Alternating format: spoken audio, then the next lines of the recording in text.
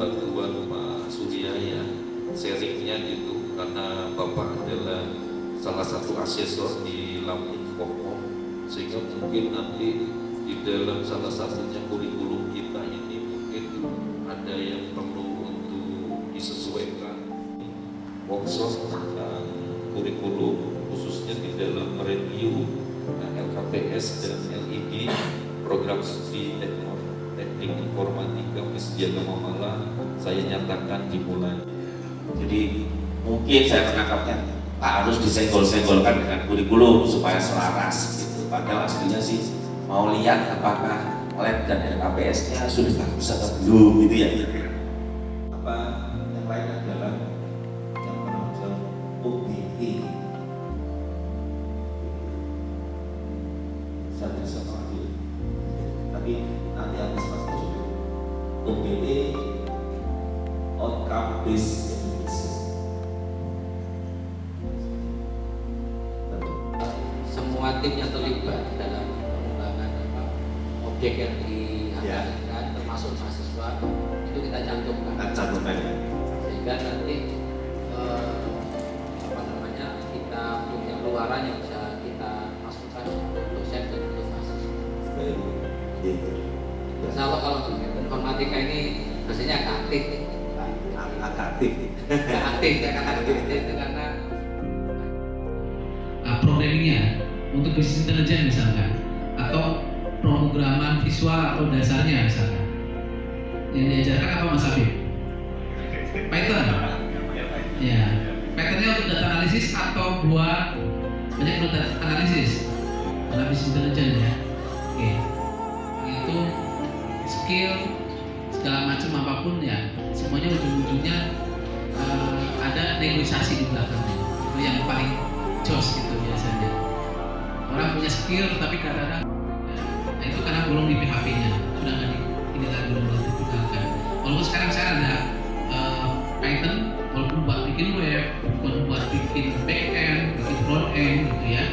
Nah itu bisa menggunakan Python. Nah sekarang sudah mulai trennya adalah misalkan Django gitu ya, Java gitu, tapi sudah berbasis seperti itu.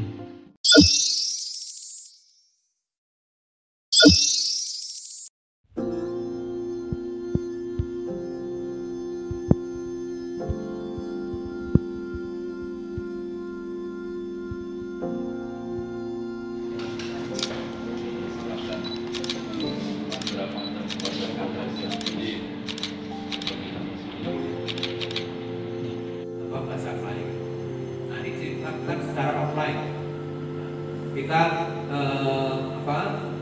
seperti tim teaching ya, kita melakukan 5 kali pertemuan, terus mereka nanti melakukan 5 kali pertemuan, mahasiswanya bersama-sama ya, dari kita dan dari mereka bersama-sama. Nah itu sudah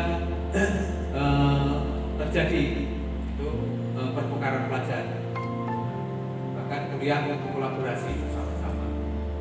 Riset juga begitu. Nah, riset internasional itu tidak harus kita mendapatkan hibah dari Bank Dunia gitu. Ya nggak harus. Kita bekerja sama dengan perguruan tinggi di luar negeri. Ya, dengan Timor Leste lah misalnya. Ya, nah ini mereka juga masih banyak yang berbahasa Indonesia. Sampai pelaksanaan setiap semester itu sesuai dengan LPS tadi sampai ke nilai. Nah kalau nilainya terlambat ini juga kalau sampai dia lalai dari dosen lalai tidak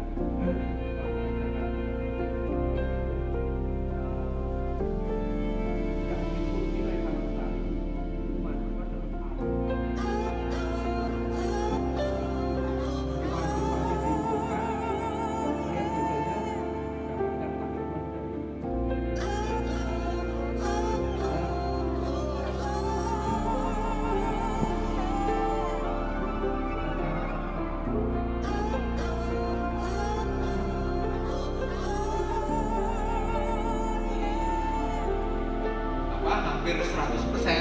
Nah, ini berarti proses pelaksanaan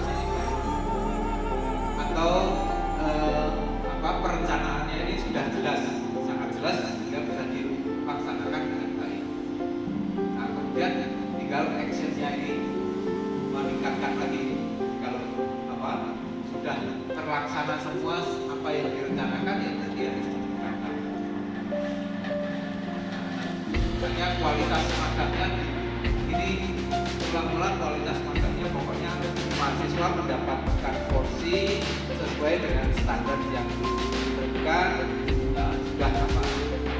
Tapi kalau ini sudah jalan semua maka peningkatannya industrinya harus industri multinasional. Dengan narasumber Dr. Aryo Nugroho, ST Eskom MT. Ini saya bacakan CV-nya. Beliau dari pendidikan Diploma Computer Science dari National Computing Center Surabaya, kemudian Teknik Sipil Petra ya, tahun 96, kemudian lanjut lagi Teknik Sipil Narotama, kemudian Master Teknik Sipil, kemudian lanjut lagi Sarjana Computer Science di Institut Teknologi Palapa, ya. Kemudian itu untungnya saya belum berani kalau ngasih khotbah Jumat itu berarti nggak berani saya kayak gitu, belum masuk nggak berani. Terus kemudian ditemukan kembali karena tadi menang tadi itu loh Pak, jadi mungkin teman-teman menganggap saya ini kok caranya ini kok nyeleneh gitu kan, tapi boleh dicek pada saat cara saya itu jumlah alumni kami besar. Saya selalu berprinsip bahwa kalau saya bicara sama Kaprodi itu masuk berapa? 100. Nah, sudah setahun berapa kali? 2 kali. Berarti kalau masuk 100 per tahun kita harus keluar 80 minimal. Ya apa caranya gitu. Dan itu sekarang Dikti juga minta gitu. Jadi artinya itu Dikti sekarang anggap bahwa kalau kita masukkan 100, maka ketika tes masuk itu berarti anak ini dianggap mampu. Kenapa kok sampai yang lulus itu biasanya 50? Walaupun mungkin tim penerimaan mahasiswa baru kan dengan beda ya dengan tim produksi alias dosen-dosennya gitu. Post kolonial alias Orde Baru itu kan ya. Ya dengan segala ininya kita harus bangga bahwa kita ini memang post kolonial gitu loh. Jadi ya kita pakem itu nggak boleh berubah dan juga sekarang enggak. Hari ini apa bisa ngomong apa itu bisa berubah. Apakah kita pelin-pelan? Enggak. Situasi yang membuat seperti itu.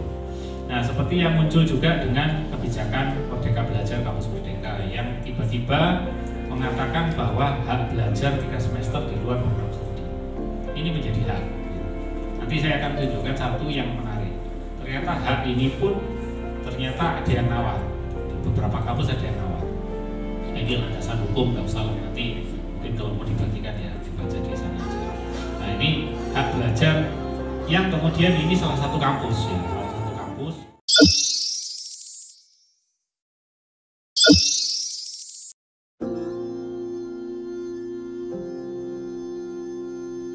Rektor sudah memberikan ruang yang begitu lebar untuk mahasiswa.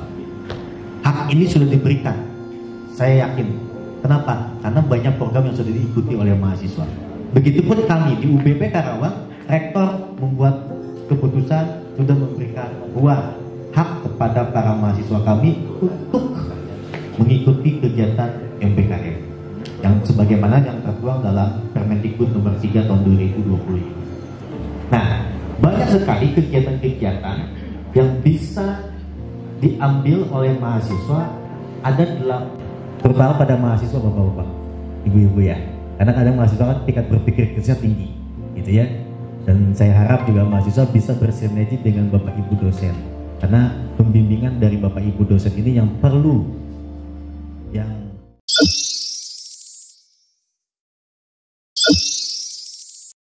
manfaatnya banyak.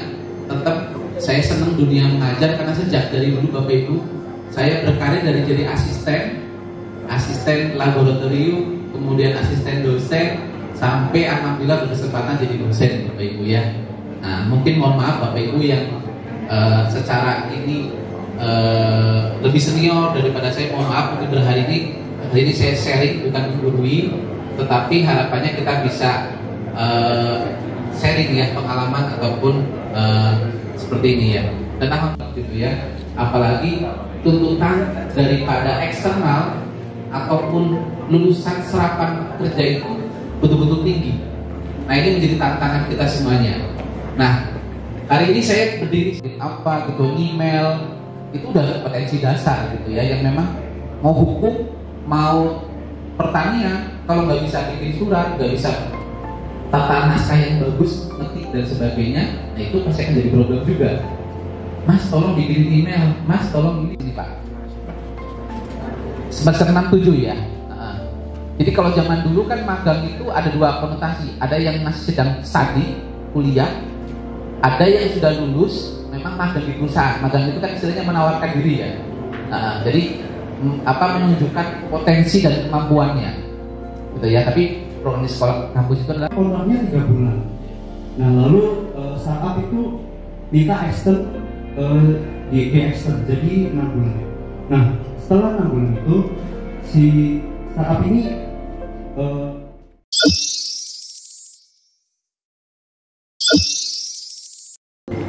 ya, nggak ada suaranya ya Bapak. Anak-anak Jepang ini Bapak Ibu baru bangun tidur.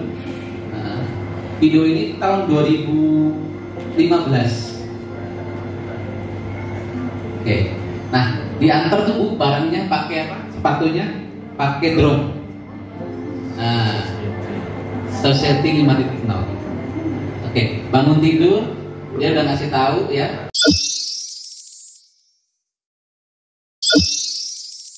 Dulu dia nggak nerima ada kamera digital. Oh nggak mungkin berkembang. Ya nggak mungkin berkembang, nggak mungkin saya bisa disaingi katanya. Ternyata kalau dia tidak inovasi kalah dengan yang lain. Nah sekarang contoh yang lain, ada Intel dan Microsoft. Ini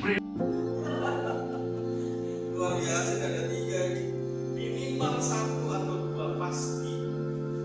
Ya anak-anak kita ya sudah mulai mengenal. Saya punya anak kelas SD ya, SD kelas 3. Kalau ini sudah bisa melincu sendiri ya. Melincu sendiri. Sudah dilatih menipu nggak anak-anak? Siapa ya? Dia tahu dari mana coba? Saya nggak pernah ngajarin. Dari ibunya juga nggak pernah ngajarin. Dari mana kira-kira tahunya? Iklan dari konten-konten TikTok mungkin ya, dari IG realnya dilihat, ini bisa melaksanakan. Orang tuanya pun nggak tahu pesen jus atau pesen nasi goreng. Ini nggak merasa kalau itu orang tua. Ibunya aja nanti yang ditagih, akunnya yang dibayar. Yang paling kesel kawan COD-an. Kalau udah COD-an kan ketemuan nih ya. Orang tuanya ketemuan, kakaknya ketemuan ini. Nah ini berarti mereka itu harus melakukan yang namanya inovasi.